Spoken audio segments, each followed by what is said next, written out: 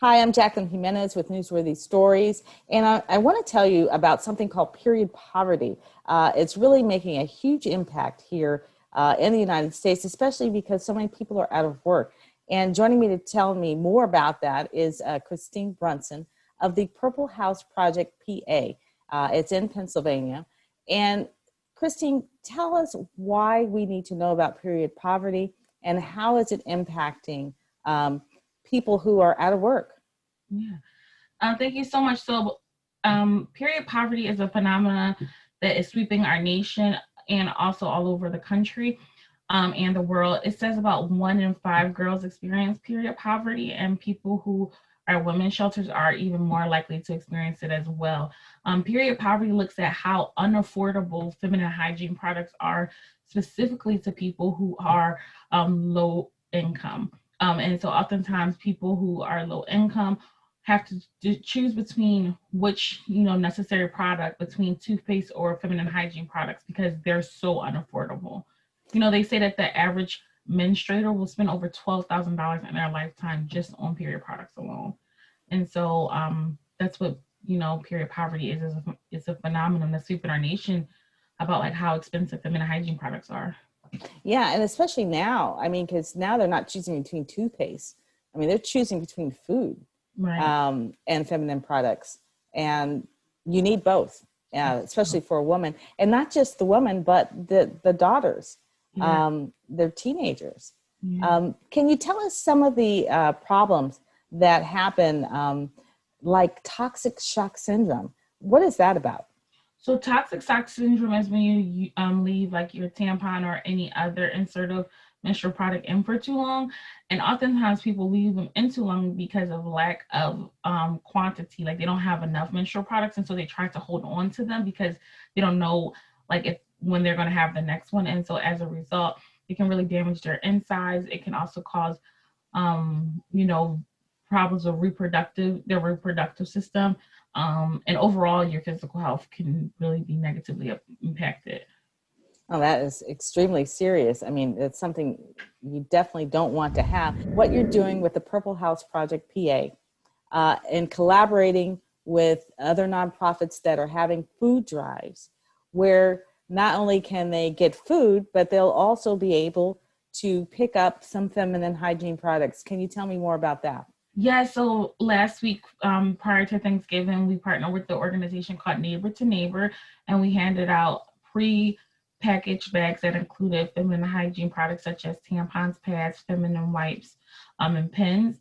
And so we believe that, transportation shouldn't be a barrier to accessing services. And we know that when people have to, go here for your feminine hygiene products resource and then go here for your resource for food, it can be quite a barrier. And so we've been trying to be really intentional about like partnering with, other organizations that are giving out necessary products, life sustaining products, and, just meeting them where they are.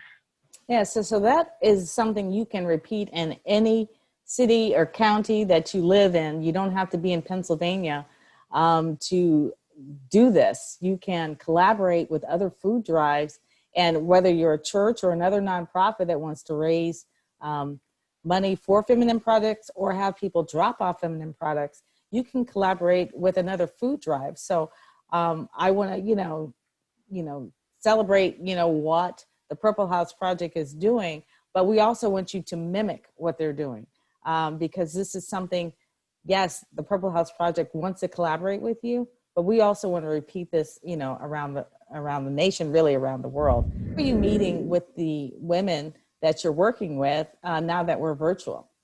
So we've actually still been going into the shelters, but we've been abiding by all social distance requirements. And so oftentimes we go into the shelter. The first shelter visit we had, we actually met the ladies outside and we made sure that we sat 6 feet apart and everyone was required to wear their mask. And so we have events where we have the women at the shelter. We educate them about what period poverty is, how it impacts them, the importance of using their voice. And we do like a letter writing campaign as a way of using their voice, writing to their local officials to talk about how unaffordable period products are, and like encouraging them to pass bills that address this issue.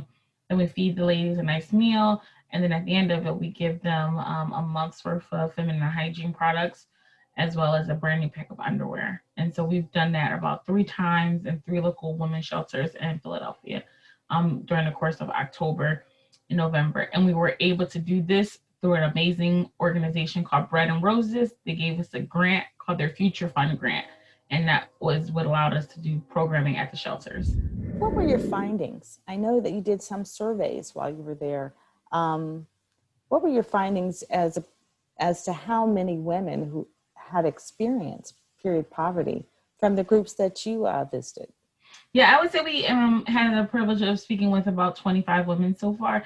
We plan on hosting a couple more events, but over half the women have, not only heard of period poverty, but have been impacted by period poverty in ways such as because they were unable to afford their feminine hygiene products, they substituted, tissue or socks to collect their menses. And so, we kind of thought that before we, went to the shelter, just from our research and things like that, but it was just really powerful to be there and know, like, people have actually had to, substitute like tissue and socks to collect their menses because they were unable to afford something that like they have no control over. Christine, this is really valuable information to us. And I just appreciate you bringing attention to period poverty. I know we'll, probably have more on it, as the time goes on. But just bring it to our attention, letting us know that, the donations for feminine hygiene products are essential. And we hope to enlighten someone today to put that on their list of things to donate, not only to, say, a domestic violence or domestic abuse home, but to homeless shelters as well. So we just thank you so much for letting us know about period poverty and